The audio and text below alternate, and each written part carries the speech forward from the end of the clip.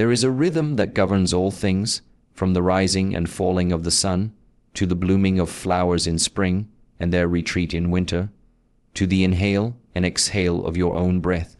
This rhythm is not man-made, it is not invented. It is ancient, invisible, and yet undeniably present. Most people live disconnected from it. They chase goals, they rush through hours, they resist what is happening because they believe things should be different. But the one who walks the true path, the path of clarity, does not resist the rhythm, they move with it.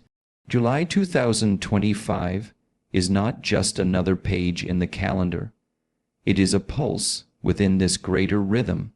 And like the seasons that shift without asking for your permission, the events of this time will unfold whether you are ready or not. What matters is not if change will happen. It always does. What matters is if you are synchronized with that change. Whether your internal state is aligned with what is unfolding externally. In the Shaolin tradition, we learn not just to punch, not just to kick, but to sense. To become sensitive, not weak, but aware. We train to feel the change in the wind, to recognize when the energy of a day is heavy or light. When you are aligned with nature's rhythm, you no longer fight time. You move like water, flowing into the shape that is needed in this moment. Not fixed, not stiff, but alive. So many people speak of change with fear. They say, the world is unstable. Everything is uncertain. But what is truly uncertain is their own connection to themselves. The rhythm has always included chaos. Storms, floods, fire, they are not new. What is new is how little prepared the modern mind is to embrace them. When you are out of rhythm, even the gentle breeze feels like a storm. But when you are in rhythm, even the storm becomes part of your dance. To align with nature means to listen, to become silent enough inside that you can hear what life is whispering through events. You do not need a prophet to tell you something is coming. The body already knows. The mind, when it is calm, already senses. But we drown this knowing in distraction, in noise, in comparison. We chase after moments and miss the signals already present. Nature does not shout. It does not demand.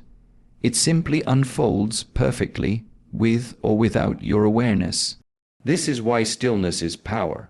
Not passive stillness, not laziness, but the stillness of a mountain, grounded, unmoved by the changing skies.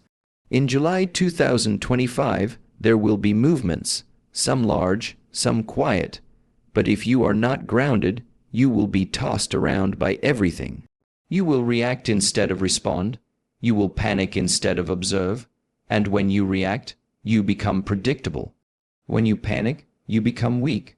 But if you are aligned, you will act, not from fear, but from knowing, not from pressure, but from precision. The rhythm of life includes expansion and contraction, breathing in and breathing out, day and night, growth and rest. If you have been forcing things for too long, perhaps what July asks of you is surrender. If you have been waiting too long in fear, maybe this moment asks for your courage to step forward. But you will not know what is needed unless you first slow down and listen. The alignment begins with awareness. A tree does not rush to grow faster than its roots will allow, and yet humans try to grow without foundation. They want results without rhythm. They want change without clarity. But true change respects the timing of nature. It honors the invisible preparation that must happen first. This is why in martial arts we repeat again and again, not to perform for others, but to align our own energy with what is natural. Repetition creates rhythm, rhythm creates readiness, and readiness allows you to meet life without resistance. Let us consider water, gentle but powerful. Water adapts. It does not oppose the rock. It flows around it. It finds another path. It does not rush the river ahead. It honors the shape of the earth.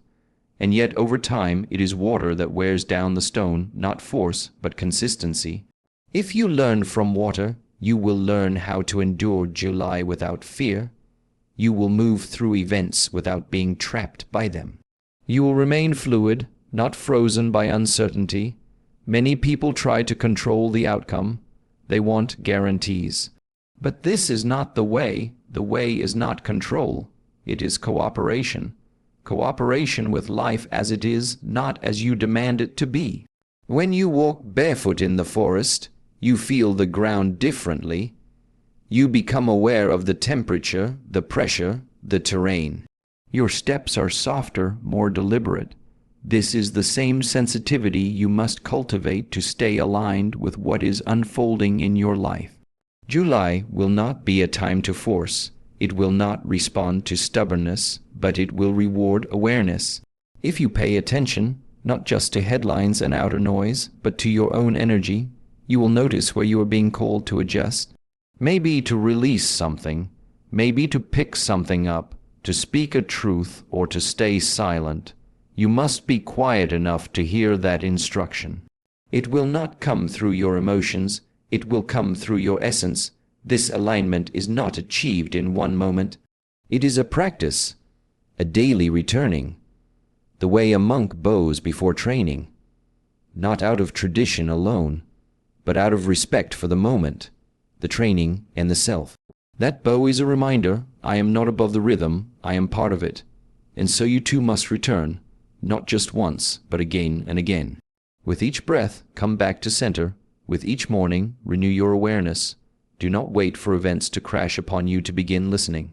The wise prepare in the silence, the unprepared react in the chaos. If you align now before the waves come, you will move with them, not against them. You will learn to ride the rhythm, not drown in it. July 2025 is not just about what happens in the world. It is about how well you are able to meet it, with grace, with strength, with presence. When you walk in rhythm with life, even great change becomes a form of peace. Not because the world is quiet, but because you are. You do not wait for the storm to begin building your shelter. The wise prepare in the silence. The foolish wait until the sky darkens, until the thunder speaks, until the winds start pulling at their homes.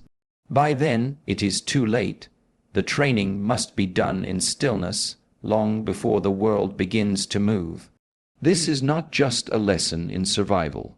It is a lesson in mastery of the self, of your energy, and of your path. Everything around you is constantly changing. The seasons shift, the economy rises and falls, relationships evolve, circumstances flip in moments. You live in a world that is loud, reactive, full of noise and information. But what very few understand is that true strength does not come from reacting to the external. Strength is built by developing an internal foundation that no storm can reach. What is outside will always fluctuate. But what is inside, that is your temple. That is where your clarity lives. That is where your peace must be cultivated. If a person lives only from the outside in, they are like a feather in the wind, moved in all directions, without power, without purpose. But if a person lives from the inside out, then, no matter what changes externally, their direction remains clear. This is the discipline of presence, the discipline of not letting outer noise disturb inner silence.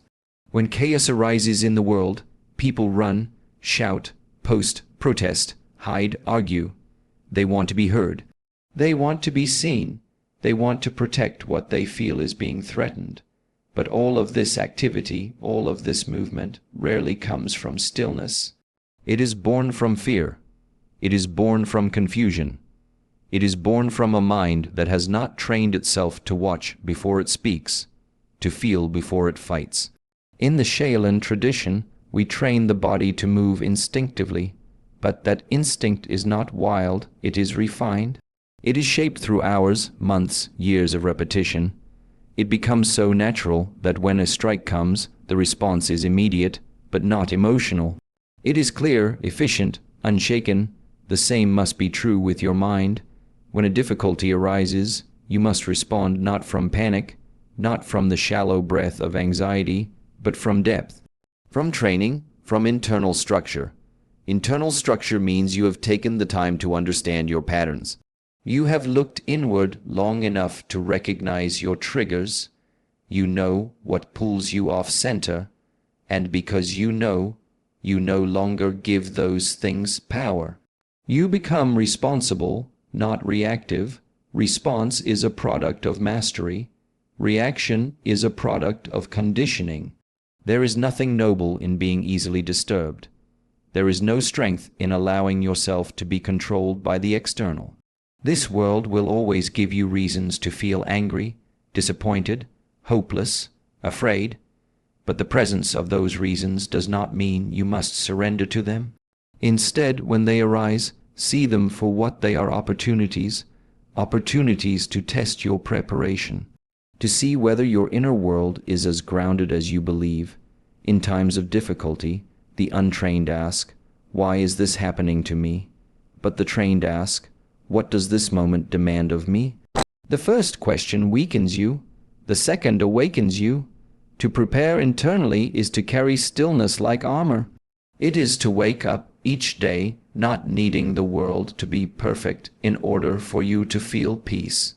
It is to have cultivated so much order within yourself that when disorder arises outside, you do not break, you serve.